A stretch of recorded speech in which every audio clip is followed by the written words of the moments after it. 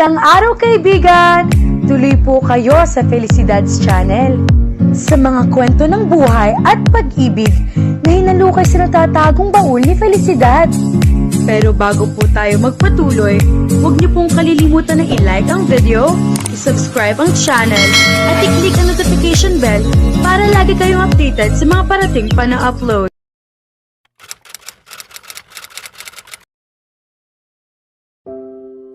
Nagsimula ang umaga ni Judy Ann gaya ng nakasanayan. Sunod-sunod na pagpupulong, magkakahanay na tawag sa telepono, at isang kalendaryong tila hindi kailanman natututong huminga. Katatapos lamang niyang paalisin ang kanyang sekretarya nang may marahang katok na umalinggaw-ngao sa pintuan ng kanyang opisina. Ginang Montenegro. Si Daniel Bragas, ang nakatatandang tagatala ng pananalapi ng kumpanya, ang nasa labas. Maingat na kontrolado ang kanyang ekspresyon, ngunit may bigat na agad na pansin ni Judy Ann. Pumasok siya sa silid habang may hawak na isang folder. Ibinaba ni Judy Ann ang kanyang panulat. Ano iyon? Nag-atubili si Daniel bago inilapag ang folder sa ibabaw ng kanyang mesa. Nirepaso ko ang mga pagkakasundo ng talaan para sa nakaraang quarter. May ilang. Hindi pagkakatugma. Bahagyang tumaas ang kanyang mga kilay. Hindi pagkakatugma? Opo. Binuksan niya ang folder at itinuro ang ilang tala na may markang kulay. May ilang paglilipat ng pondo na hindi tumutugma sa mga aprobadong proseso natin. Noong una, inakala kong simpleng maling pagkakategorya lamang ito. Ngunit nang makita ko ang padron. Kakaiba ito. Napakatumpak. Halos tila sinadyang gawin. Tahimik na pinagmasdan ni Judy Ann ang mga numero habang bahagyang sumisikip ang kanyang tingin. Hindi naman kalakihan ang bawat halagang sangkot kung paisa-isa lamang titingnan, ngunit kapag pinagdugtong-dugtong, bumubuo ang mga ito ng isang bakas. Isang bakas na may pinatutunguhan, bagaman hindi pa niya matukoy kung saan. Dahan-dahan siyang sumandal sa kanyang upuan, nananatiling hindi mabasa ang kanyang ekspresyon. At ano ang iyong konklusyon? Muling nag-atubili si Daniel, maingat sa bawat salitang bibitawan. Wala pa po akong tiyak na konklusyon. Ngunit, naisip kong dapat ninyo itong makita bago ko ito dalhin sa mas mataas na antas ng pagsusuri. Sa loob ng ilang mahabang sandali, binalot ng katahimikan ang silid. Sa labas ng bintana, kumikislap ang tanawin ng lungsod. Malinis, marangal, at tila hindi maaabot ng anumang bahid ng suliranin.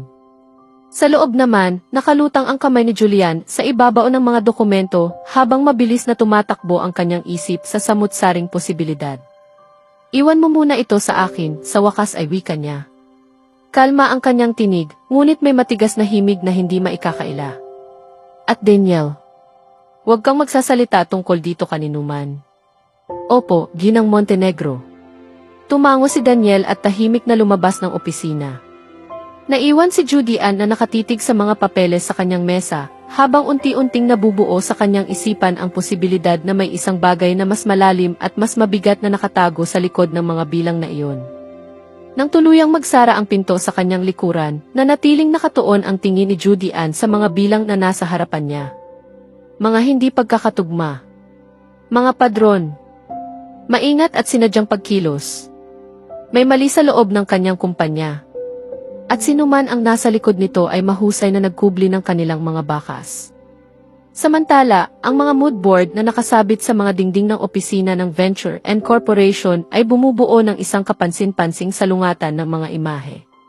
Naroon ang matatapang na biswal ng pinakamataas na antas ng fashion ng Lumir, laban sa walang kupas na karangyaan ng Velour.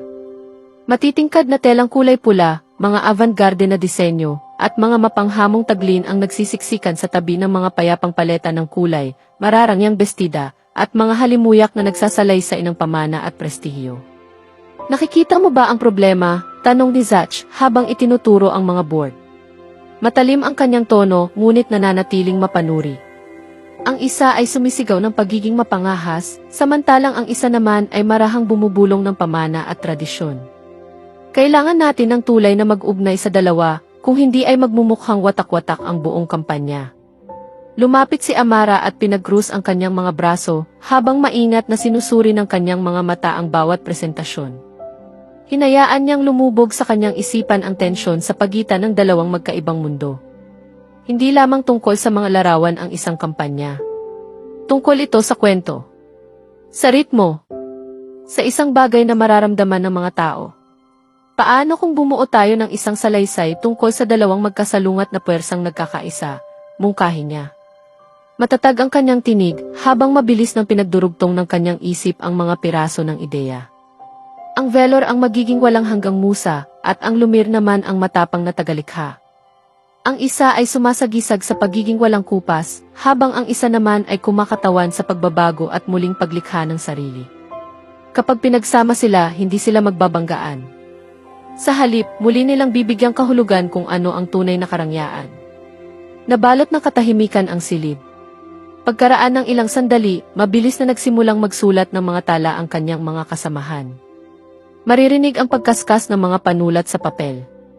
Isa-isang tumatango ang mga ulo bilang pagsang-ayon. Maging ang mga mata ni Zachary ay nagningning sa paghanga.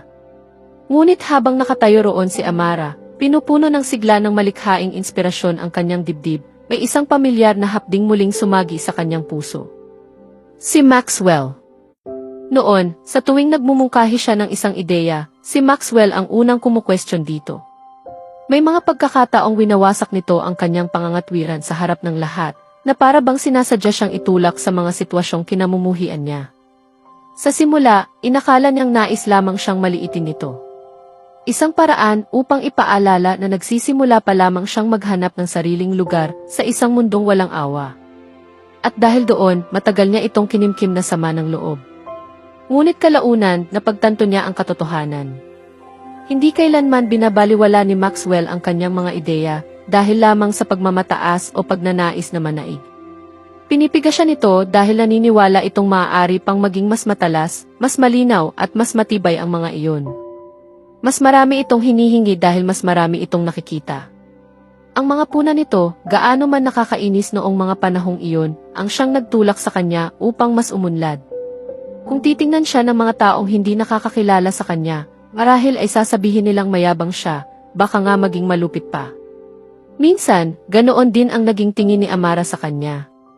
Ngunit matapos niya itong makilala, matapos niyang maunawaan kung paano gumagana ang isip nito, nabatid niyang iisa lamang ang nais ni Maxwell. Ang pinakamainam, ang pinakamahusay na posibleng resulta. At Diyos ko, namimiss niya iyon. Namimiss niya si Maxwell. Samantala, halos walang katao-tao sa ehekutibong palapag ng Aboitiz Group. Ang tanging liwanag ay nagmumula sa opisina ni Ethan. Nakaharap siya sa kanyang mesa, bukas ang kanyang personal na laptop. Hindi ang laptop na ibinigay ng kumpanya. Iyon ang unang alituntunin. Huwag kailanman mag-iwan ng baka sa lugar na maaaring masiyasat ng departamento ng IT. Kumonekta siya sa pamamagitan ng isang ligtas na isip, habang naghihintay ang mga proxy account na parang tahimik na mga pintuang siya lamang ang may susi. Ang bawat paglilipat ng pondo ay itinago sa ilalim ng mga katawagang gaya ng madiskarteng konsultasyon at mga pandaigdigang inisyatiba sa pananaliksik.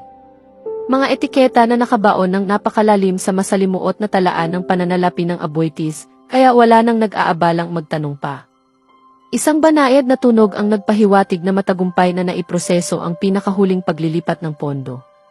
Dahan-dahang huminga si Ethan. Nakakahumaling ang pakiramdam. Isa na namang malinis na transaksyon. Isa na namang hakbang patungo sa kalayaang matagal na niyang minimiti. Inikot niya ang kulay ambar na inumin sa kanyang baso habang pinagmamasdan ang mga numerong kumikislap sa monitor. Malapit na, bulong niya sa sarili. Malapit na.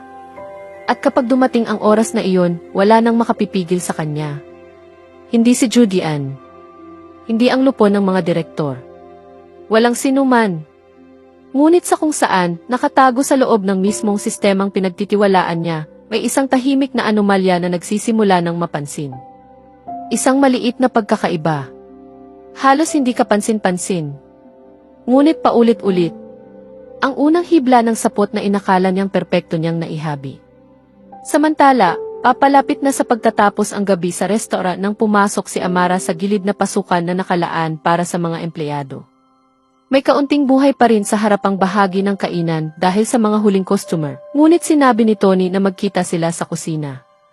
Sa loob, kumikislap ang mga hindi kinakalawang na bakal na mesa sa ilalim ng maliwanag na ilaw. Kalahati ng mga tauhan ay abala na sa paglilinis ng kani-kanilang mga istasyon. Nananatili pa rin sa hangin ang halimuyak ng bawang, mantikilya, at isang mayaman at matamis na samyo mula sa mga katatapos lamang ihain na pagkain. Nakatayo si Tony sa may pass station. Suot niya ang kanyang malinis at puting uniforme bilang chef. Nakatiklop ang manggas hanggang siko at bahagyang magulo ang kanyang buhok matapos ang mahabang oras ng serbisyo. Sa harapan niya ay may isang plato. Mabagal na umaakyat mula rito ang manipis na usok ng init. Nakarating ka rin, sabi niya habang mabilis na sumilay ang isang ngiti sa kanyang mukha. Sakto ang dating mo. Tikman mo ito. Umupo si Amara sa isang mataas na upuan sa tabi ng counter. Ngunit bago pa niya maabot ang tinidor, inangat na iyon ni Tony. May nakahanda ng maliit na subo sa dulo nito. Bahagyang tumaas ang mga kilay ni Amara sa pagkagulat. Hindi niya inaasahan ang biglaang kilos na iyon. Sige na, panunukso ni Tony. Magaan ang kanyang tono habang hindi inaalis ang mga mata kay Amara. Sandali lamang nag-atubili si Amara bago bahagyang yumuko pasulong at hinayaang siya ang magsubo sa kanya. Masela ng pagkakaluto ng putahe at kaaya-aya ang halimuyak nito. Isa-isang nabuksan ang mga patong ng lasa sa sandaling dumampi ito sa kanyang dila. O masarap ba? Tanong ni Tony habang masyado siyang nakatutok sa bawat reaksyon nito. Dahan-dahang humunguya si Amara, kunwari ipinag-iisipan ng mabuti ang sagot upang asarin siya ng kaunti. Masarap, sabi niya. Sa totoo lang, napakasarap. Nalampasan mo ang sarili mong pamantayan, chef. Napatawa si Tony at bahagyang umiling. Mabuti naman kung ganoon. Akala ko masisira ang reputasyon ko ngayong gabi kapag hindi mo nagustuhan. Napangiti si Amara. Kaya pala ako pinapunta rito. Para sa quality control. Sumandal si Tony sa counter at bahagyang lumambot ang kanyang ekspresyon. Hindi naman talaga. Bahagyang ikiniling ni Amara ang ulo. Talaga? Dahilan lang iyon pag-amin ni Tony. Mas mababa na ngayon ang kanyang tinig, mas tapat at walang pag-iwas. Nasalo niya ang tingin ni Amara at hindi iyon binitiwan. Ang totoo. Saglit siyang huminto. Namiss lang talaga kita. Napakurap si Amara. Sa isang iglap, tila nawalan siya ng balanse sa bigat ng mga salitang iyon. Pagkatapos ay napatawa siya ng marahan, pilit binabawasan ang tensyong biglang bumalot sa hangin. Napakaarte mo talaga. Seryoso ako, tugon ni Tony. Nananatili ang ngiti sa kanyang labi, ngunit mas banayad na ngayon ang kanyang tinig. Sa pamamahala ng dalawang restoran, pakiramdam ko'y hinahatak ako sa iba't ibang direksyon. Niwala pa nga akong oras para planuhin ang pangatlo nating date. Muli niyang sinalubong ang tingin ni Amara. Matatag. Tapat. At oo, totoo namang gusto kong ipatikim sa'yo ang bagong mga putahe, dagdag niya. Pero ang totoo, gusto lang talaga kitang makita. Napatingin si Amara sa tinidor na hawak niya. Nananatili pa rin sa kanyang panlasa ang masarap na lasa ng pagkain. Sinabi niya sa sarili na marahil ay kalahati lamang ng sinasabi ni Tony ang seryoso. Na baka ito ay isa lamang sa mga karaniwang biro at pang-aasar nito. Komportable siya rito. Madaling kausap si Tony. Nakakatawa. Hindi komplikado. Isang kaibigang maaari niyang takbuhan kapag gusto niyang magpahinga mula sa bigat ng mundo. Wala nang higit pa roon.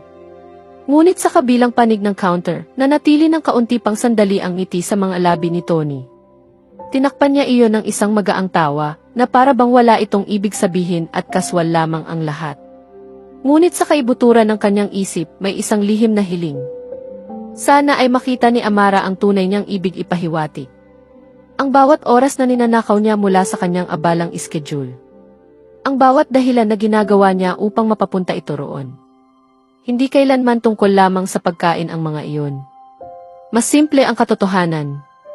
Namimiss niya lamang ang makasama si Amara. Kahit pa sa isang maingay, nakakapagod na kusina tulad nito. Para sa kanya, sapat na iyon. Marahang kumatok si Daniel Bragas sa pintuan ng opisina ni Judy Ann. Nag-angat ng tingin si Judy Ann mula sa bunton ng mga dokumentong nakalatag sa kanyang mesa. Kalma ang kanyang ekspresyon, ngunit naramdaman ni Daniel ang bahagyang tensyong nakatago sa likod nito. Pumasok ka, Daniel, sabi ni Judy Ann. Ano ang mayroon ka para sa akin? Pumasok si Daniel habang maihawak na mas makapal na folder kaysa sa dala niya noong nakaraang pagkakataon. Maingat niya itong inilapag sa mesa at binuksan ang unang pahina kung saan makikita ang isang masalimuot na chart ng galaw ng mga pondo.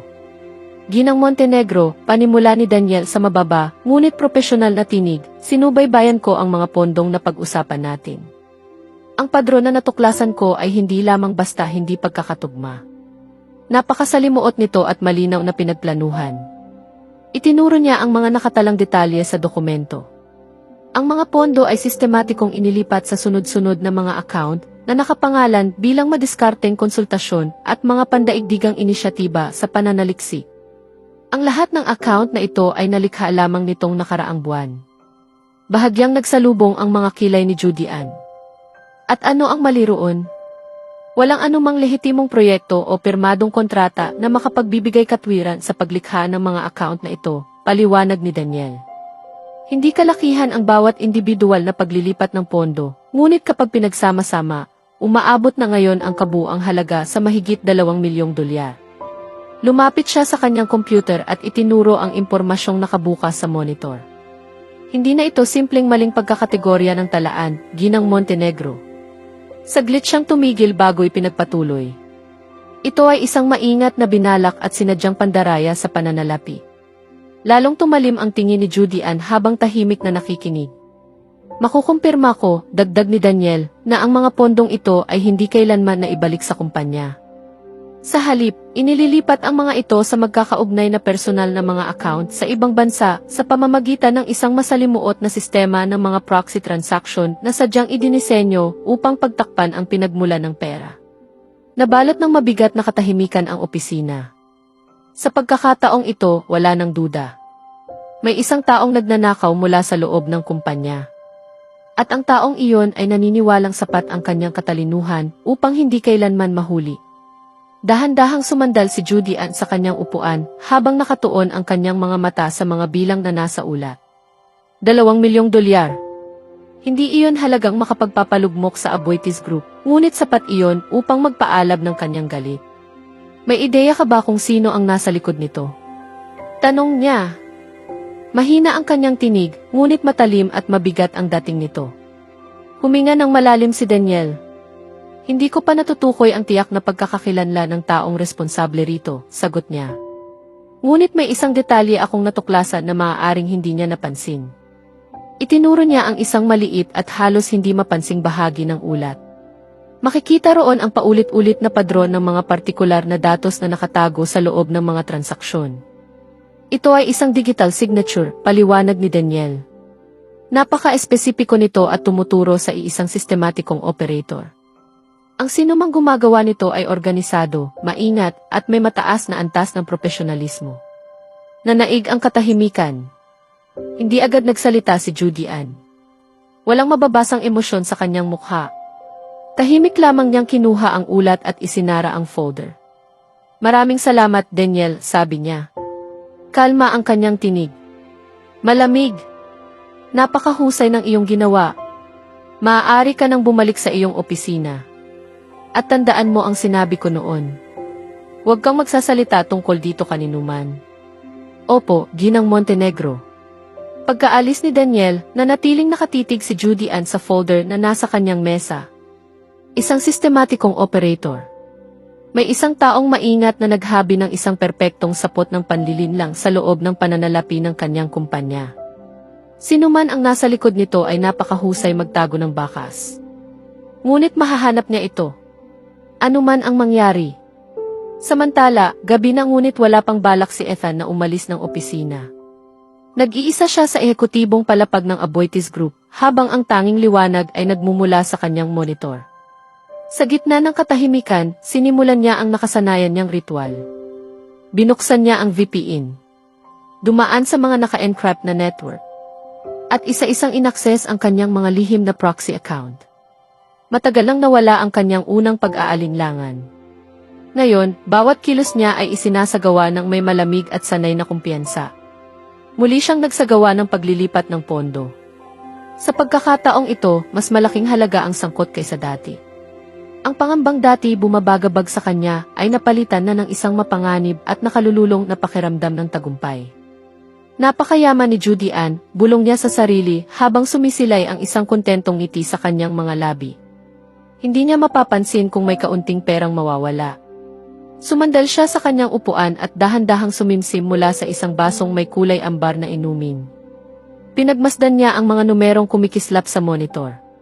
Bawat isa sa mga iyon ay isa pang hakbang palapit sa kalayaang matagal na niyang pinapangarap. Hindi na niya ito tinitingnan bilang pagnanakaw. Sa kanyang isip, hindi siya kumukuha ng bagay na hindi kanya. Sa halip, naniniwala siyang kinukuha lamang niya ang bagay na matagal nang nararapat para sa kanya. At iyon ang pinakamapanganib na bahagi ng lahat. Kapag nagsimula ng paniwalaan ng isang tao ang sarili niyang kasinungalingan, mas lalo siyang nagiging bulag sa pagbagsak na unti-unti nang papalapit. Naging isang laro na para kay Ethan ang buong plano. Lubos siyang kumbinsidong walang sinuman ang kailanman makasusubaybay sa sapot na maingat niyang inihabi. Naniniwala siyang napakasalimuot ng mga digital na bakas na kanyang iniwan upang matunto ng iba. Sa kanyang isip, siya lamang ang nagtataglay ng susi sa lahat ng pintuang iyon. Tinapos niya ang kanyang inumin habang patuloy na kumikislap ang mga numero sa harap ng kanyang mga mata. Ang hindi niya alam, sa isang madilim na sulok ng parehong sistemang iyon, may isang hiblang matyagang sinusundan na. At ang sapot na inakala niyang perpekto ay unti-unti nang nagsisimulang mapunit. Samantala, marahang bumuhos ang sikat ng araw sa malawak na damuhan ng Ship Meadow sa Central Park, na nagbibigay ng mainit at kaaya-ayang liwanag sa paligid. Sa di kalayuan, may mga taong nagjo-jogging. Ang ilang mga bata naman ay abalang nagpapalipad ng saranggola, habang ang banayad na simoy ng hangin ay nagdadala ng sariwang halimuyak ng tagsibol. Sa ibabaw ng isang may kwadro-kwadro na kumot para sa picnic, nakabukas ang mga basket na puno ng sari-saring prutas, tinapay, pastry, at mga sandwich. Kasabay nito, umaalingaw sa malamig na hangin ang masasayang tawanan. Kumagat si Amara sa kanyang chicken sandwich at bahagyang lumaki ang kanyang mga mata. Ito na yata ang pinakamasarap na chicken sandwich na natikman ko, Tony, sabi niya habang nakangiti. Siyempre naman, biro ni Justin habang marahang tinutulak ang balikat ni Tony. Sikat na chef siya. Imposibleng ordinaryo lang ang mga sandwich na ginagawa niya. Nanatili ang ngiti sa mga labi ni Tony habang nakatingin kay Amara. Espesyal ko iyang ginawa para sa'yo. Bahagyang lumambot ang kanyang tinig. Sinabi sa akin ni Miranda na mahilig ka sa chicken sandwich. Sandali siyang tumigil bago idinagdag. At natutuwa akong nagustuhan mo. Bahagyang nagulat si Amara nang iabot ni Tony ang kanyang kamay at marahang alisin ang hibla ng buhok na nalaglag sa kanyang noo. Sa loob ng isang saglit, naisip niyang umiwas. Ngunit hindi niya ginawa. Hinayaan lamang niya iyon. Nagyaya ka ng breakfast picnic, ikaw pa ang naghanda ng lahat ng pagkaing ito, samantalang kami ay dumating lang na gutom at walang dalang kahit ano. Nakakahiya tuloy, natatawang sabi ni Miranda. Dahil doon, napatawa rin ang iba. Mahilig akong magluto at maghain ng pagkain para sa mga tao, sagot ni Tony nang may katapatan sa tinig. Wala nang mas nagbibigay sa akin ng kasiyahan, kaysa sa makitang nasisiyahan ang iba sa mga pagkaing ginawa ko. Inabot ni Amara ang isang bote ng Deus. Ngunit bago pa niya mabuksan ang takip nito, kinuha na iyon ni Tony mula sa kanyang mga kamay.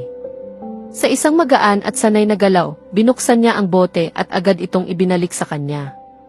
Chef, waiter, at personal assistant, biro niya sabay kindat. Lahat ng serbisyo nasa iisang pakete. At huwag mong kalimutang isa ka ring komedyante, sabad ni Justin.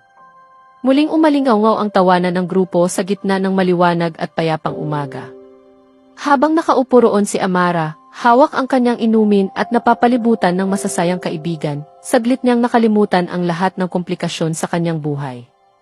At sa kabilang panig ng kumot, tahimik siyang pinagmamasdan ni Tony. May ngiti sa kanyang mga labi. Ngunit higit pa sa ngiti ang naroon. Dahil para sa kanya, hindi lamang pagkain ang mahalaga sa araw na iyon. Ang pinakamahalaga ay ang simpleng pagkakataong makasama si Amara. Napailing si Amara habang natatawa. Napakaarte mo talaga. Mas tamang sabihing napakamaalalahanin, mabilis na tugon ni Tony. Napasinghot si Miranda sa pagpigil ng tawa. Mag-ingat ka, Amara. Mukhang todo na ang pagpapapugi niya. Napangiti ng malapad si Tony at bahagyang lumapit kay Amara. Ano ba naman ang magagawa ko? Kung patuloy mong kakainin ang mga niluluto ko, baka isipin kong gusto mo na ako.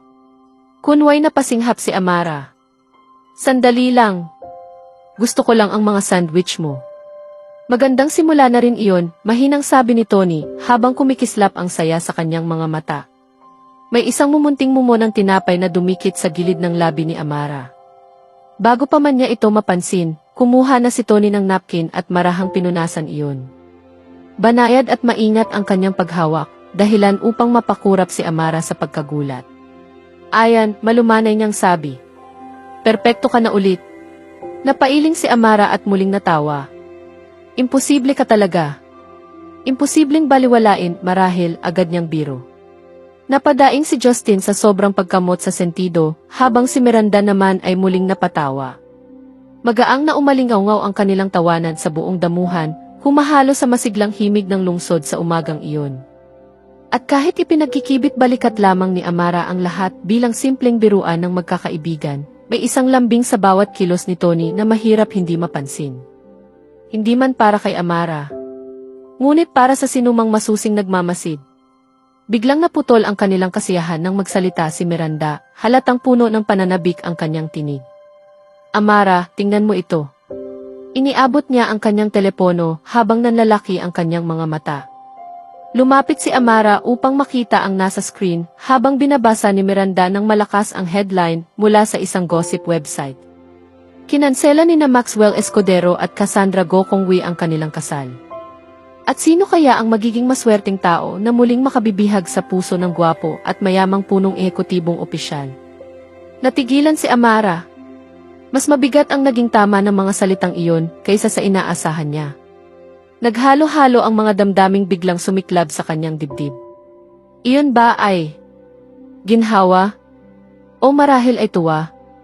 Ngunit kasabay nito ay ang kirot ng kaalamang may isang pusong nasaktan sa nangyari. Bakit siya dapat makaramdam ng saya?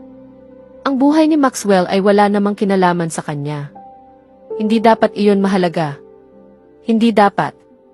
Sa kabilang panig ng kumot, nanahimik si Tony. Ang magaan at palaging nakahandang ngiting madalas makita sa kanyang mukha ay naglaho. Pinalitan iyon ng isang katahimikang hindi maunawaan ni Amara. Para sa iba, maaaring magmukha itong selos. Ang pananahimik ng isang lalaking hindi komportable sa pagbanggit ng pangalan ng iba. Ngunit sa ilalim ng kanyang kalmadong anyo ay may mas mabigat na bagay na nakatago. Mas malalim. Mas matagal nang umiiral. Isang katotohanang siya lamang ang may alam. At isang lihim na hindi pa siya handang ihayag sa mundo. Dumating ang abiso para sa isang agarang pagpupulong ng lupon ng mga direktor ng gabing iyon. Kauwi pa lamang ni Judy Ann at naghahanda ng suriin ang mga paunang natuklasan ni Daniel tungkol sa mga kahina-hinalang transaksyon. Pinag-iisipan pa rin niya ang kanyang susunod na hakbang at kung paano niya ihaharap ang usapin sa lupon kapag mayroon na siyang matibay na ebidensya. Ang pagpapatawag ay nagmula mismo sa kalihim ng lupon. Usaping may kritikal na kahalagahang estratehiko. Kinakailangan ang pagdalo ng lahat. Bahagyang tumigas ang panga ni Judy Ann. Ang mga hindi naka-schedule na pagpupulong ng lupon ay bihirang magdala ng mabuting balita at lalo lamang siyang nabahala dahil sa tiyempo nito. Nang sabihin niya ito kay Ethan, na noon ay nakahiga ng komportable sa sopa, agad itong nag-angat ng tingin. Baka may bago tayong malaking kliyente. Magaan itong sabi na tila sinusubukang pagaanin ang sitwasyon. Hindi sumagot si Judy Ann. May sinasabi sa kanya ang kanyang kutob. At hindi iyon maganda. Pagdating nila sa silid pulungan, halos puno na ito. Mabigat ang himpapawid. Tahimik. Tanging mahinang ugong lamang ng air conditioning ang maririnig. Wala ang karaniwang magagalang na kwentuhan. Wala ring magaang biro. Tanging matatalim at mapanuring mga tingin ang nakatuon sa paligid. Naupo si Chairman John Hernandez sa pinakadulong bahagi ng mahabang mesa. Hindi mabasa ang anumang emosyon sa kanyang mukha. Sa tabi niya ay si Alan Ramil, pinuno ng komite sa pag-audit, na may nakahandang makapal na folder sa kanyang harapan. Maraming salamat sa inyong pagdalo, panimula ni John. Ang pagpupulong na ito ay ipinatawag ng walang paunang schedule upang tugunan ang isang agarang pangyayari na nangangailangan ng ating agarang pansin. Tahimik na umupo si Judy Ann sa kanyang pwesto. Perpekto ang kanyang tindig. Kalma ang kanyang anyo. Isang maskarang walang bahid ng pag-aalala. Samantala, naupo si Ethan sa katabing upuan na para bang wala ni katiting na dahilan upang mabahala. Nilinaw ni Alan ang kanyang lalamunan bago magsalita. Nakumpleto na ng ating mga panlabas na auditor mula sa KMG Group ang kanilang independenteng pagsusuri. Saglit siyang tumigil.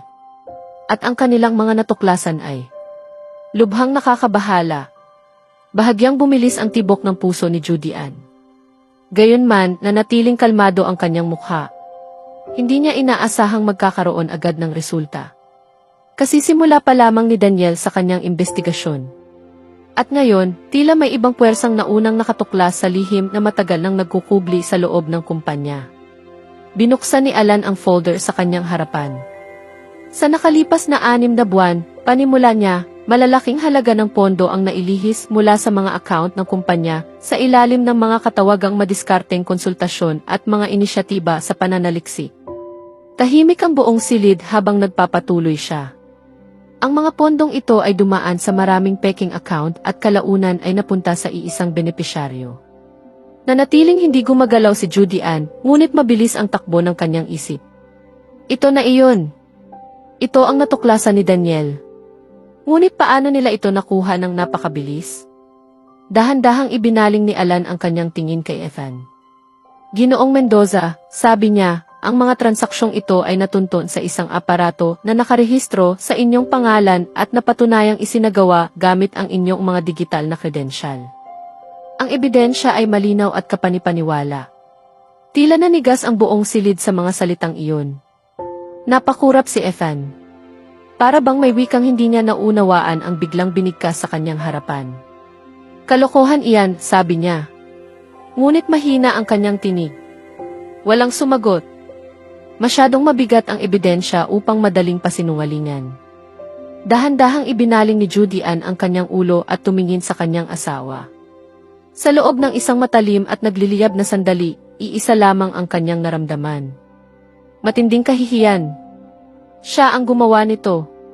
Sa loob ng aking kumpanya. Sa ilalim ng aking pangalan. Nagpatuloy ang pagpupulong. May mga usapan tungkol sa pagkontrol sa pinsala. Mga posibleng kasong legal. Mga panganib sa reputasyon ng kumpanya. Ngunit halos wala nang naririnig si Judy Ann.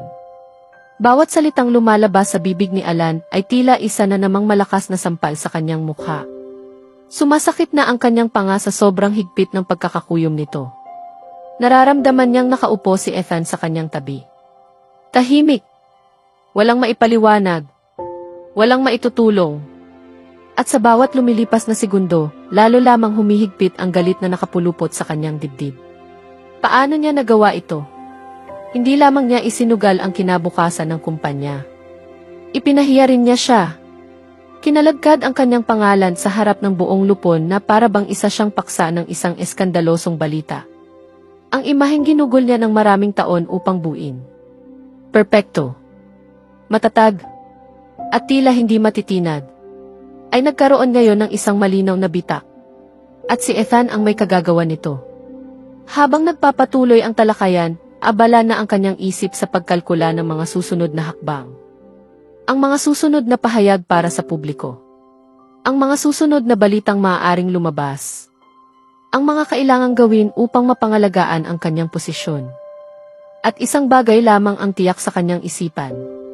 Kapag natapos ang lahat ng ito, pananagutin niya si Ethan. Sa anumang paraan. At anumang halaga. Nang tuluyang matapos ang pagpupulong, tumayo siya nang hindi man lamang tumitingin kay Ethan. Pagkatapos ay mabilis siyang naglakad palabas ng silid. Matinis at matatag ang tunog ng kanyang mataas na takong sa marmol na sahig. Parang sunod-sunod na putok ng baril sa gitna ng nakakabinging katahimikan. Malakas at tiyak na isinara ang pinto ng kanyang opisina. Sumunod si Ethan sa loob, maputla at halatang nanginginig pa rin sa tensyon. Walang salitang binigkas si Judy Ann. Sa isang iglap, dinampot niya ang kristal na florera sa kanyang mesa at ibinato iyon ng buong lakas ng kanyang galit. Bahagya lamang nakailag si Ethan. Tumama ang florera sa pader at nagbasag-basag, nagkalat ang kumikislap na mga tipak ng salamin sa ibabaw ng carpet. Ano bang nangyayari sa'yo? Sigaw ni Ethan, halo ang gulat at hindi makapaniwala sa nangyari. Humarap si Judy Ann sa kanya, humahagibis ang kanyang paghinga. Maputla ang kanyang mukha, ngunit nag-aapoy ang galit sa kanyang mga mata. Ako. Sigaw niya. Ako ba ang nawalan ng katinuan? O ikaw, Ethan? Sino sa atin ang baliw? Matalim ang kanyang tinig. Halos mabasag ang katahimikan sa loob ng silid. Alam mo ba kung ano ang ginawa mo? Patuloy niya, ngayon ay mas mababa ngunit mas matalas ang bawat salita. Ipinagkalat mo ang pangalan ko sa putik. Alam mo ba kung gaano kahirap linisin ang ganitong uri ng dumi? Huminto siya sandali, nanginginig sa pagpipigil ng galit. Ngunit hindi ito humupa. Hindi ko. Sapat na. Putol niya, nagliliyab ang mga mata.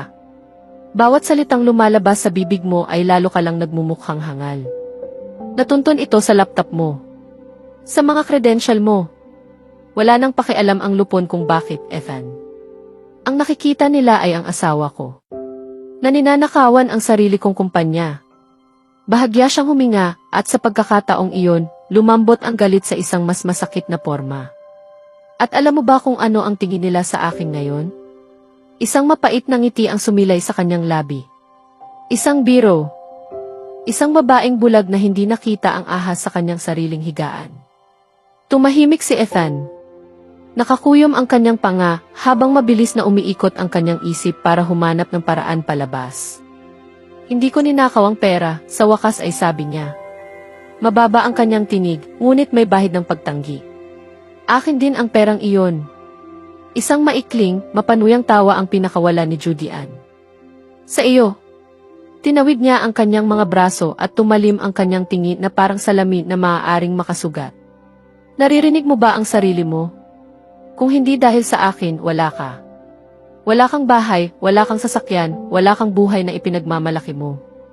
Humakbang siya palapit, bawat salita ay mabigat at kontrolado. Ang tanging hiniling ko lang sa iyo ay tumayo ka sa tabi ko, ngumiti kapag kinakailangan at sundin ang direksyon ko. Ibinigay ko sa iyo ang lahat, Ethan. Higit pa sa kahit anong nararapat sa iyo. Huminto siya, nag-aapoy ang mga mata. At sa kabila noon, hindi ka pa rin nakontento. Naging sakim ka. Isang matalim na paghinga. Isa kang hangal. Lalong tumaas ang tinig ni Judy Ann hanggang sa ito'y naging sigaw. Bawat salita ay tila sampal na umaalingaw sa loob ng silid. Dahil doon kaya ko ginawa iyon. Basag ang tinig ni Ethan habang humihinga ng malalim at nanginginig. Dahil kailanman hindi mo ako iginalang. Hindi mo ako kailanman itinuring na kapantay. Kundi isa lamang na palamuti sa tabi mo. Lahat ng ibinibigay mo sa akin, palagi mong ibinabalik sa mukha ko, paulit-ulit. Sa tingin mo ba, ginagawang mas mabuti ka nito kaysa sa akin? Dahan-dahang lumapit si Judy Ann, halos magdikit na ang kanilang mga mukha. Hindi, Ethan, malamig niyang tugon. Ginagawa mo lamang akong mas tama kaysa sa iyo. Sa bawat pagkakataong pinatutunayan mo kung ano ka talaga. Maaari mong sisihin ang mga desisyon mo sa akin hanggat gusto mo, ngunit ito. Hindi ito tungkol sa akin. Ito ay tungkol sa ego mo. Sa insecurities mo. Sa pangangailangan mong patunayan ang sarili mo. Huwag mong ipapasa sa akin ang mga kasalanan mo. Tila tumago sa dibdib ni Ethan ang bawat salita, ngunit nanatili siyang matatag, humahagibis ang kanyang paghinga. Akala mo ba hindi ka kayang galawin? Mariin niyang sabi. Pero kung wala ako, wala kang magiging perpektong buhay na ipinapakita sa lahat. Kailangan mo ako, tulad ng pagkakailangan ko sa iyo. Nagbago ang ekspresyon ni Judy Ann. Ang kanyang galit ay unti-unting lumamig at napalitan ng isang bagay na mas mapanganib. Malamig. Kontrolado. Kinailangan kita. Mahinang-mahinang tugon niya. Huwag mong ipagpalagay ang sarili mo ng ganoon, Ethan. Maaari kitang palitan bukas at walang makakapansin sa mundo. Bahagyang napaatras si Ethan, humigpit ang pagkakakuyom ng kanyang mga kamao. Bago pa siya makasagot, may kumatok sa pinto. Hindi inalis ni Judy Ann ang kanyang tingin kay Ethan habang nagsalita siya. Pumasok kayo. Bumukas ang pinto at pumasok ang 2 security personnel. Kasunod ang 2 pulis mula sa Quezon City Police Department. Nanlamig ang dugo ni Ethan. Hindi.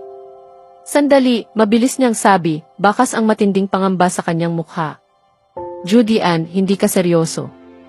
Kaya pa nating ayusin ito. Ito ang paraan ko para ayusin ito, kalmadong tugon ni Judy Ann habang dahan-dahan siyang humakbang sa gilid. Pumasok ang mga opisyal. Ethan Mendoza, inaaresto ka dahil sa kasong corporate embezzlement at fraud. Binasa ng isa sa mga pulis ang kanyang mga karapatan habang ang isa naman ay pinipihit ang kanyang mga braso sa likuran at ikinukulong ang mga ito ng posas. Judy Ann. Basag ang tinig ni Ethan habang nagpupumiglas. Hahayaan mo na lang ba talaga silang gawin ito sa akin? Bahagyang ikiniling ni Judy Ann ang kanyang ulo, walang mababasang emosyon sa kanyang mukha. Ginawa mo ito sa sarili mo, Ethan. Tandaan mo iyan. Ako ang asawa mo. Sigaw niya, nanginginig sa galit at takot. Hindi mo maaaring gawin ito sa akin. Hindi nagbago ang ekspresyon ni Judy Ann. Ang pagiging asawa ko ay dapat may kahulugan, Ethan. Ikaw ang pumili na sirain iyon. Ginang Montenegro, maingat na sabi ng isa sa mga security officer, kailangan na naming ilabas siya. Bahagyang tumango si Judy Ann. Humigpit ang hawak ng mga lalaki sa mga braso ni Ethan. Judy Ann. Sigaw niya habang nagpupumiglas, halos basag na ang kanyang tinig sa desperasyon. Magsalita ka. Pigilan mo sila. Ngunit nanatili lamang siyang nakatayo. Nakatiklop ang mga braso. Tahimik na pinagmamasdan ang paghatak sa kanya palabas ng silid.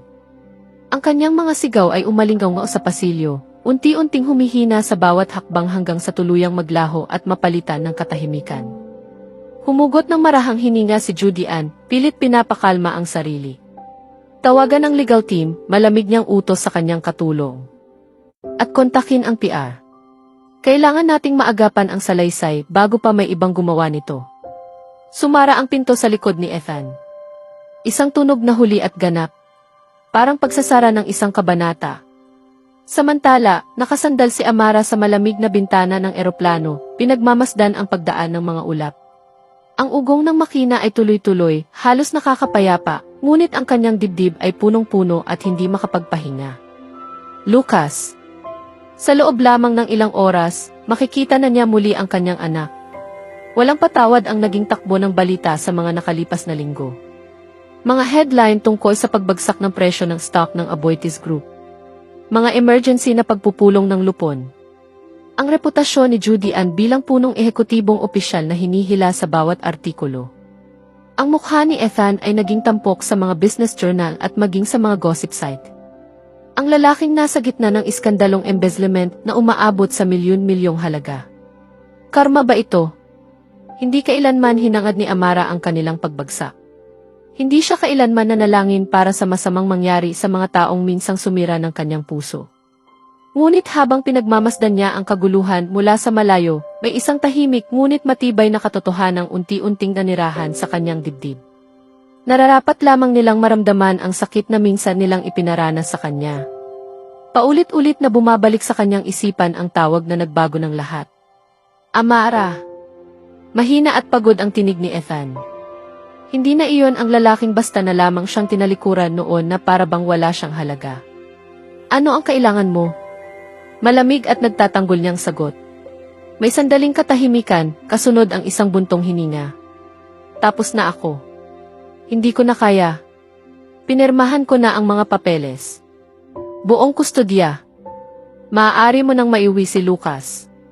Napakapit si Amara sa gilid ng counter, natigilan sa narinig. Bakit? Bulong niya.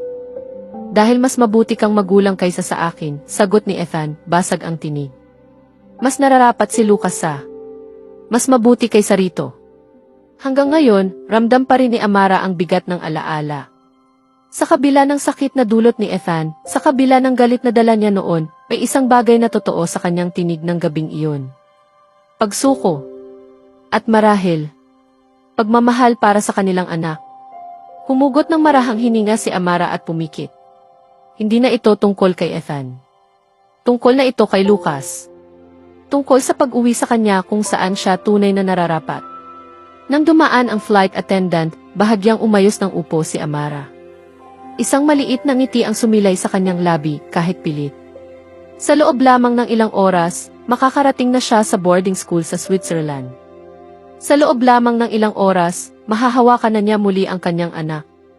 Ang St. Maurice International School ay tila nakakabinging tahimik, bawat hakbang ay umaalinggaw sa pasilyo. Ang huling lagda sa mga papeles ng paglilipat ay tila nakadagan sa dibdib ni Amara. Mabilis ang tibok ng kanyang puso habang inaakay siya ng mga tauhan patungo sa dulo ng pasilyo. At doon niya ito narinig. Ang maliwanag at walang pag-aalinlang ang halakhak ni Lucas. Napasinghap siya. Sumakit ang kanyang dibdib sa bigat ng emosyon. Ginoong Escudero. Nanginginig ang kanyang tinig nang bumagsak ang kanyang mga mata sa lalaking nakaupo kasama si Lucas. Maxwell. Natawa siya. Isang malalim at mainit na tawa, isang tunog na hindi kailanman narinig ni Amara mula sa kanya noon. Sa isang iglap, tila may kung anong humigpit sa kanyang dibdib sa kanyang nakita. Agad na tumayo si Maxwell nang makita siya, bahagyang lumambot ang kanyang ekspresyon. Mommy! Ang sigaw ni Lucas ang pumutol sa sandaling iyon. Tumakbo ito diretso sa mga bisig niya. Lumuhod si Amara at mahigpit na niyakap ang kanyang anak, sunod-sunod na hinahalikan ang mukha nito, na para bang tinitiyak niyang totoo ang lahat ng ito. Mommy, sabi ni Uncle Maxwell pwede daw akong sumakay sa private jet niya pauwi. Masiglang sabi ni Lucas. Uncle Maxwell. Biglang kumabog ang dibdib ni Amara. Dahan-dahan siyang tumayo, hawak pa rin ang kamay ng anak at humarap kay Maxwell. Ginoong Escudero, mahinahon niyang sabi. Salamat, pero nakapag-book na ako ng tickets para sa amin. Bahagyang humiti si Maxwell, ngunit may kung anong hindi mabasa sa kanyang mga mata. Hindi naman maganda kung pipilitin mong pabawiin sa akin ang pangako ko kay Lucas, hindi ba? Halika na, Lucas, dagdag niya, sabay abot ng kamay. Walang pag-aalinlangan, agad itong hinawakan ni Lucas habang nakangiti.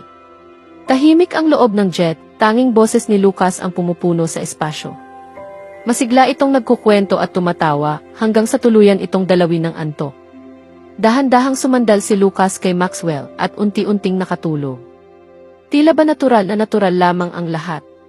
Nakaupo si Amara sa kabilang panig, habang pinagmamasdan ang kanyang anak na nakahilig sa balikat ni Maxwell. Humigpit ang kanyang dibdib sa tanawing iyon. Salamat, Ginoong Escudero, mahina niyang sabi sa wakas. Kung hindi dahil sa iyo, hindi kami magkakasama ni Lucas ngayon. Humarap si Maxwell at sinalubong ang kanyang tingin. Huwag mo akong pasalamatan, malamig ngunit kalmadong sagot niya. Mas pinadali lang ng ex-husband mo ang lahat. Alam ko. Mahinang tugon ni Amara. Pero simula pa lang, ikaw na talaga ang pinakamalaking tumulong sa akin. Hindi ko alam kung paano ko iyon mababayaran. Tumingin si Maxwell kay Lucas, bahagyang lumambot ang kanyang ekspresyon bago siya muling tumingin kay Amara. Pwede kang magsimula sa pagkuha ng pahinga. Tapusin mo muna ang lahat ng kailangan mong ayusin. Maglaan ka ng oras para sa batang matalino na ito. Nag-alinlangan si Amara. Pero ang paglulunsad ng Velour Fragrance House kasama ang bahay ng liwanag. Ako na, putol ni Maxwell. Matatag ang kanyang tinig, ngunit kalmado. Kakayanin ko iyon. Hindi ako aalis. Napasinghap si Amara.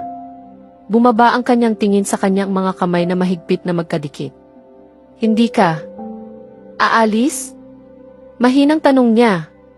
Tumigas ang panga ni Maxwell habang nananatiling nakapako ang kanyang mga mata sa kanya na para bang kailangang paniwalaan niya ito. Hindi, sagot niya, at ang salitang iyon ay may bigat na higit pa sa katiyakan. May halong kung anong mas malalim, mas personal. Hindi na sa pagkakataong ito. Nabitin sa pagitan nila ang katahimikan. At sa unang pagkakataon sa napakatagal na panahon, naramdaman ni Amara na unti-unting humuhupa ang kaguluhan sa kanyang mundo. Kahit sandali lamang. Kumalat na ang mga headline sa lahat ng dako. Nakapaskil sa mga pahayagan sa pananalapi, mga kolum ng chismis, at mga abiso sa bawat newsfeed. Ponong ehekutibong opisyal, binabatikos matapos ang 2 milyong dolyar na pagnanakaw ng asawa na yumanig sa Aboitiz Group. Mag-isa si Judy Ann sa kanyang opisina, nakatanaw sa lungsod na bumubuka sa likod ng salaming dingding, ngunit hindi niya ito matingnan. Patuloy ang pag-vibrate ng kanyang telepono. Mga tawag mula sa mamumuhunan, mamamahayag at mga kasapi ng lupon. Ngunit hindi niya sinagot ang alinman sa mga ito. Kaninang umaga lamang, bumoto na ang lupon. Formal na tinanggal siya sa kanyang posisyon. Maglalabas ang Aboitiz Group ng anunsyo ng transisyon ng pamunuan bago matapos ang araw. Ngunit alam ng lahat ang tunay na kahulugan nito. Ang kanyang pangalan, na dati kasing kahulugan ng kapangyarihan, ngayon ay kasing kahulugan na ng eskandalo. Tiningnan ni Judy Ann ang mga headline sa kanyang mesa. Ang sarili niyang mukha ay nakapaskil sa ilalim ng mga mapanuyang caption. Pare-pareho ang bawat artikulo. Ang kanyang pagbagsak, isinasa publiko para pagpiestahan ng mundo. Ganito nila ako maaalala, mapait niyang naisip. Hindi bilang babaeng nagtayo ng imperyong ito. Kundi bilang babaeng hinayaang bumagsak ito. Sa isang saglit, gusto niyang sumigaw. Ihagis ang anumang bagay. Basagin ang mga salaming pader na pumapalibot sa kanya. Ngunit nanatili lamang siyang nakaupo at hinayaan ang katahimikan na lamunin siya ng buo. Nang tuluyan siyang tumayo, wala nang natira upang iligtas. Isinuot niya ang kanyang coat, kinuha ang bag at lumabas. Naghihintay na ang security sa labas. Walang nagsalita. Tahimik lamang silang pumuwesto sa magkabilang gilid niya. Sang tahimik na hatol. Ang paglalakad sa mga pasilyo ay tila walang katapusan. Ang mga empleyado ay nakatingin ngunit tila hindi nakatingin. Mababang mga ulo. Mahihinang bulungan na halos hindi marinig, ngunit sapat upang makasugat. Sa lobby, huling beses siyang pumasok sa elevator. Sumara ang mga salaming pinto, at ang kanyang refleksyon ay nagkabasag-basag sa kinang ng bakal. At nang bumukas muli iyon, hindi na siya kabilang sa Aboitiz Group.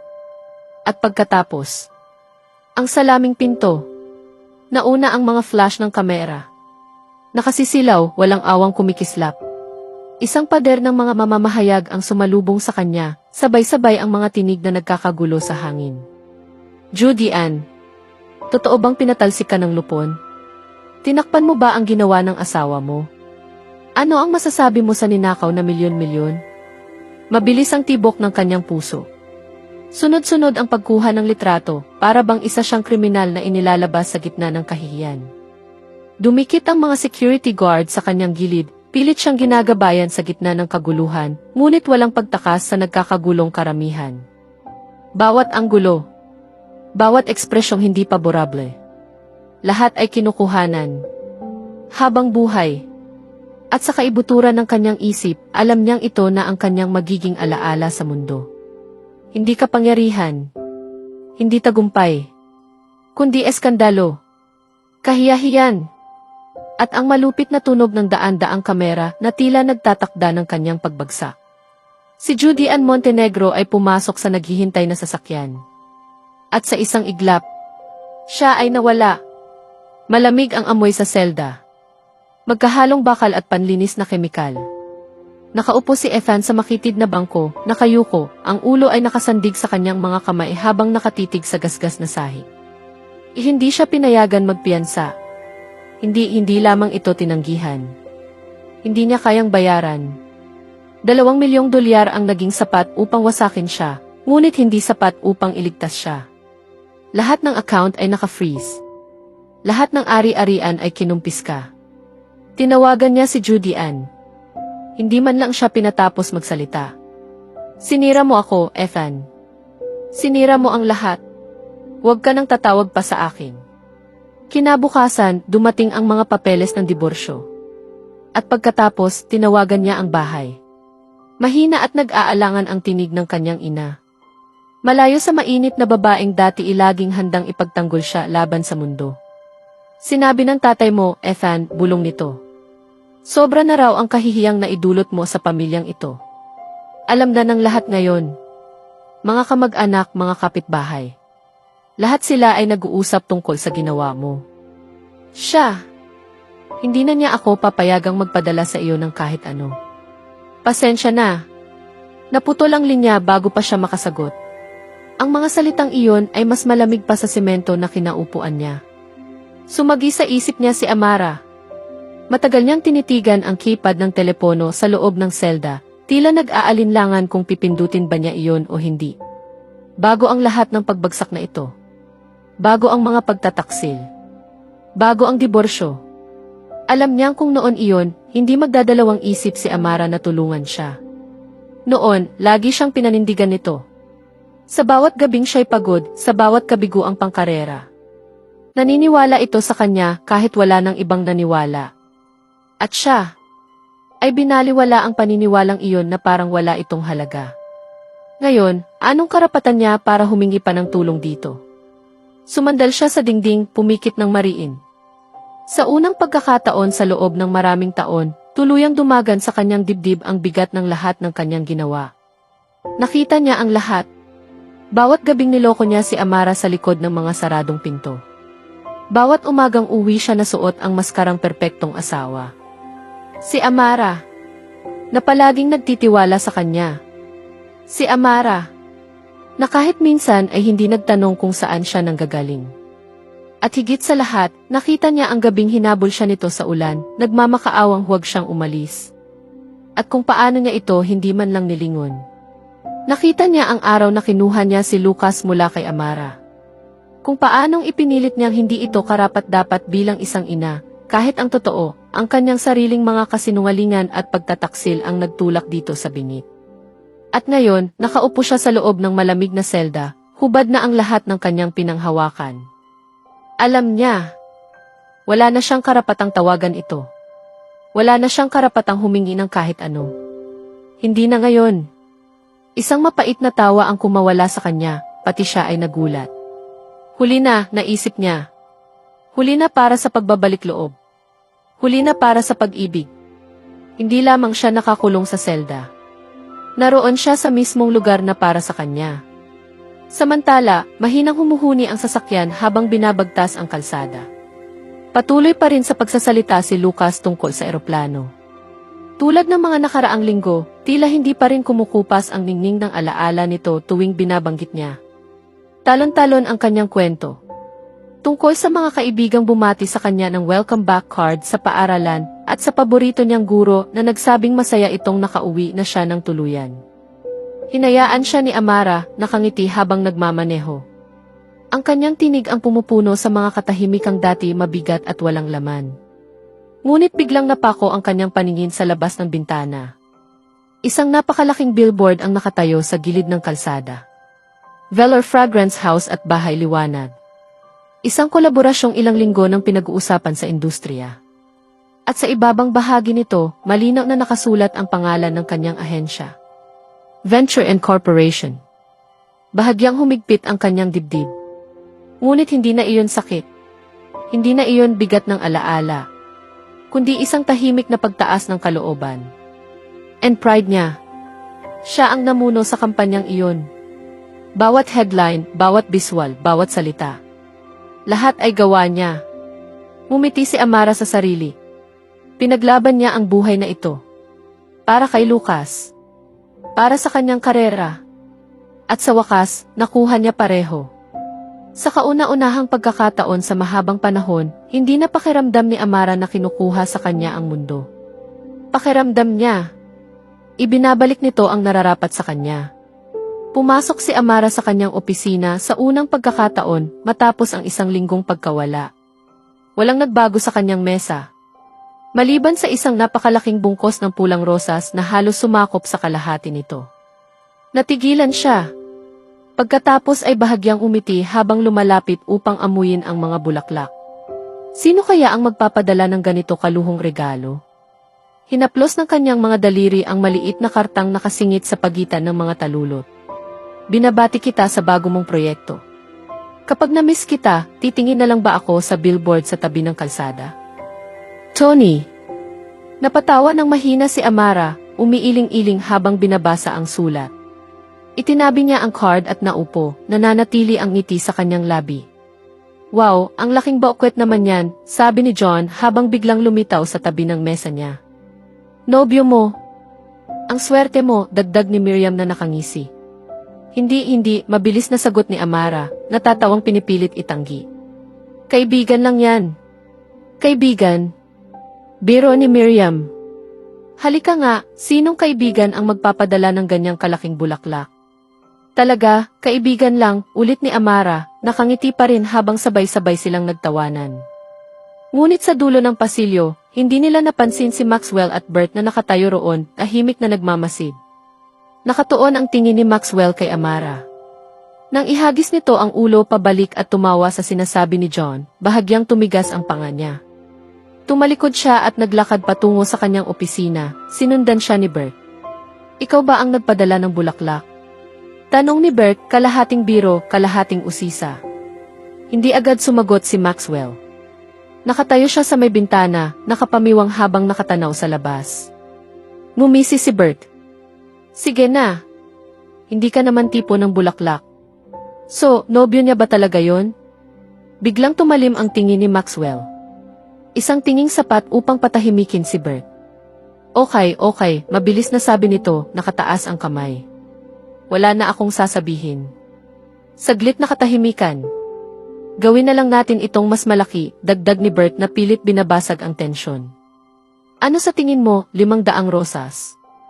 Humugot ng marahang hininga si Maxwell, hinihimas ang kanyang panga. Anong dapat kong gawin ngayon? Mahinang bulong niya. Hindi para kay Bert, kundi para sa sarili niya. Baka nga kaibigan lang talaga, mahinang sabi ni Bert, bahagyang lumambot ang kanyang tinig. Relax, Maxwell. Ngunit hindi makalma si Maxwell. Hindi niya magawang pakalmahin ang isip niya. Sino ang pilit na umaangkin ng atensyon ni Amara? At huli na ba siya? May natitira pa bang espasyo para sa kanya sa puso nito? Tahimik siyang nakatayo, nakatanaw sa malayong lungsod na parang doon niya, hinahanap ang sagot na ayaw niyang aminin. Sa unang pagkakataon sa matagal na panahon, may bagay na hindi niya kayang kontrolin. At iyon ang pinakamasakit sa lahat. Ang bulwagan ng Venture and Corporation ay buhay na buhay sa karaniwang pagmamadali ng umaga, ngunit kalmadong naglakad si Amara sa gitna nito, habang marahang umaalingaw ang tunog ng kanyang takong sa makinis na marmol na sahig. Ilang empleyado ang bumati sa kanya nang may masasayang ngiti, binabati siya sa tagumpay ng kampanya ng Velor Fragrance House at Bahay ng Liwanag. Magalang siyang tumango bilang tugon, nananatiling magiliw ngunit kontrolado ang kanyang ekspresyon. Nang marating niya ang mga elevator, naroon sila. Nakatayo si Maxwell malapit sa salaming dingding, suot ang isang perpektong tahi na Amerikana. Tulad ng dati, nangingibabaw ang kanyang presensya saan man siya naroroon. Samantala, nakasandal ng kaswal si Bert sa tabi niya habang abalang tumitingin sa kanyang telepono. Napadako ang tingin ni Maxwell kay Amara. Sa isang iglap, tila humigpit ang hangin sa paligid na para bang napansin ng buong silid ang kanilang dalawa sa mismong sandaling iyon. Binabati kita sa tagumpay ng kampanya, sabi niya sa pantay at propesyonal na tinig. Magkakaroon ng isang malaking pagtitipon para sa paglulunsad sa susunod na buwan. Inaasahang dadalo ka at ang iyong pangkat. Matatag ang pagkakabigkas ng kanyang mga salita, ngunit isa lamang itong pananggalang. Mula nang bumalik siya sa Maynila, napuno ang kanyang mga araw ng mga pulong na kailangang habulin, walang katapusang ulat, at mga desisyong halos hindi nagbigay ng puwang para sa anumang bagay. O iyon man lang ang paulit-ulit niyang sinasabi sa sarili. Ngunit mas simple ang katotohanan. Hindi pa niya natatagpuan ang lakas ng loob. Sa tuwing naiisip niyang magsalita, tila natutunaw ang mga salita, bago pa man niya mabigkas ang mga ito. Kaya niyang patahimikin ang isang buong silid-pulong na puno ng mga ekotibo. Kaya niyang baluktutin ang takbo ng isang negosasyon ayon sa kanyang kagustuhan. Ngunit sa tuwing haharap siya kay Amara, sumisikip ang kanyang dibdib, bumibigat ang kanyang mga iniisip, at iisa lamang ang nais niyang sabihin, ang tanging bagay na hindi niya masabi. Mahal kita. Mariin itong dumidiin sa kanyang dibdib, sabik na makalaya at mabigkas. Ngunit sa halip, itinuwid niya ang kanyang mga balikat at hinayaang katahimikan ang pumalit sa mga salitang iyon. Sumulyap si Bert mula sa kanyang telepono, pilit pinipigilan ang pag-ikot ng kanyang mga mata sa pagkainis. Talaga, Maxwell? Ganyan ka makipag-usap sa babaeng malinaw na mahal mo? Hindi nakapagtataka kung bakit iniisip ng mga tao na para kang inukit mula sa bato. Nanatiling magalang ang ngiti ni Amara. Maraming salamat, Ginoong Escudero. Ipaalam ko ito sa aking pangkat. Bahagyang tumango si Maxwell at iyon na iyon. Walang init. Walang anumang palatandaan na nararamdaman niya ang parehong damdaming nararamdaman ni Amara. Bago pa siya tuluyang makalayo, isang maliwanag at masiglang tinig ang umalingaw sa buong bulwagan. Maxwell. Isang matangkad na babae na nakasuot ng kulay kremang Amerikana ang mabilis na tumawid sa sahig. Agad nitong niyakap si Maxwell at hinalikan siya sa pisngi ng mailikas na pagiging pamilyar. Biglang lumiwanag ang mukha ni Maxwell sa isang ngiti. Isang ngiting halos hindi pa kailanman nakita ni Amara sa kanya. Linda, ano ang ginagawa mo rito? Mas tumimo sa kanya ang tunog ng kanyang tawa kaysa sa inaasahan niya. Naramdaman niyang sumikip ang kanyang dibdib. Ginoong Escudero, kung mamarapatin ninyo, aalis na muna ako. Matatag ang kanyang tinig. Magalang. Sobra pa nga sa pagiging magalang. Tumalikod siya bago pa may mabasa sa kanyang mukha. Dahan-dahang nagsara ang mga pintuan ng elevator sa kanyang paligid, na tila isang mahabaging tabing na nagtago sa kanya mula sa paningin ng lahat. Napakahangal. Iyon ang sinabi niya sa sarili. Napakahangal na umasa sa anumang higit pa sa magalang na profesionalismo. Napakahangal na hayaang bumilis ang tibok ng kanyang puso para sa isang lalaking ni minsan ay walang sinabing anumang maaaring pagbatayan ng kanyang pag-asa. Kalmado ang tinig ni Maxwell nang ipatawag niya si Amara sa silid pagpupulong. Sa loob, nakatayo si Maxwell sa ulunan ng mahabang mesa. Nakaupo naman si Bert sa isang silya. Gaya ng dati ay may nakaguhit na kalahating mapanuksong ngiti sa kanyang mga labi. Naroon din ang babaeng nakita niya sa bulwagan kanina. Mainit at magiliw ang dating nito at magaan ang ngiti sa kanyang mukha. Binibining Cruz, nais kong ipakilala si. Panimula ni Maxwell, ngunit tumayo na ang babae bago pa niya matapos ang sasabihin. Linda. Linda Enriquez, masiglang sabi nito habang inaabot ang kanyang kamay. At pakiusap, Linda na lamang ang itawag mo sa akin. Magalang na kinamayan iyon ni Amara. Nakita ko na ang mga gawa mo. Lalo na ang pinakahuli ninyong kampanya. Lalong lumawak ang ngiti ni Linda. Napakahusay. Tunay akong humanga. Maraming salamat, tugon ni Amara sa payak at mapagkumbabang tinig. Bunga iyon ng sama-samang pagsisikap ng buong pangkat. Sigurado akong bunga iyon ng sama-samang pagsisikap, sabi ni Linda habang bahagyang ikiniling ang kanyang ulo. Ngunit ikaw ang nakaisip ng konsepto, hindi ba? Huwag mong maliitin ang sarili mo, Binibining Cruz. Karapat-dapat kang makatanggap ng pagkilala. Bahagyang umangat ang mga labi ni Amara sa isang magalang na ngiti. Maraming salamat, Binibining Enriquez. Linda, magiliw na putol ni Linda, halos natatawa. Linda na lamang. Bahagyang sumandal si Maxwell sa kanyang upuan bago nagsalita. Nais ni Linda na ikaw ang mamuno sa kampanya para sa kanyang kumpanya, ang Lurv Cosmetics. Naghahanap siya ng isang bagay na bago. Matapang. Kapansin-pansin. Inabot niya ang isang elegante at manipis na folder sa ibabaw ng mesa at marahang itinulak iyon patungo kay Amara. Narito ang mga detalye ng produkto, mga alituntunin ng tatak at pagsusuri sa merkado. Suriin mo ang mga ito kasama ng iyong pangkat at maghanda ng isang panukala bago matapos ang susunod na linggo. Tumango si Linda habang nananatiling magiliw ang kanyang ngiti. Maglaan ka ng sapat na oras, ngunit sabik na akong makita kung ano ang mabubuo mo. Pakiramdam ko, iyon mismo ang kailangan ng Lurv. Tinanggap ni Amara ang folder. Nanatiling profesional ang kanyang anyo, bagaman may bahagyang paninikip na muli sa kanyang dibdib. Nauunawaan ko. Agad ko itong sisimulan. Masiglang tumango si Linda. Buong-buo ang tiwala ko sa iyo para sa proyektong ito, Binibining Cruz. Ano man ang maisip mo, sigurado akong magiging kahanga-hanga iyon. Nagbigay si Amara ng isang maliit at magalang na ngiti bilang tugon, ngunit napadako ang kanyang tingin. Sandali lamang. Patungo sa kinaupuan ni na Maxwell at Linda na magkatabi, kapwa may magaan at walang pag-aalinlangang mga ngiti sa kanilang mga mukha. Biglang kumirot ang kanyang sikmura bago pa niya iyon mapigilan. Kaya pala talagang wala na siyang karelasyon ngayon. Marahil ay higit pa sa pagiging kliyente si Linda. Napaka-komportable nila sa isa't isa. Tahimik siyang umayos ng upo at itinulak palayo ang kaisipang iyon. Mag-focus ka, Amara. Trabaho ito. Trabaho lamang. Madilim ang silid at ang tanging liwanag ay nagmumula sa kislap ng maraming monitor na nakahanay sa kabilang panig ng dingding. Sunod-sunod na lumilitaw ang mga linya ng code sa mga screen na sumasalamin sa malamig at mapagkalkulang mga mata ni Cassandra. Magagawa mo bang magmukhang totoo ito? Tanong niya sa mababa ngunit matalim na tinig. Hindi man lamang siya nilingon ng lalaking nakasuot ng hoodie.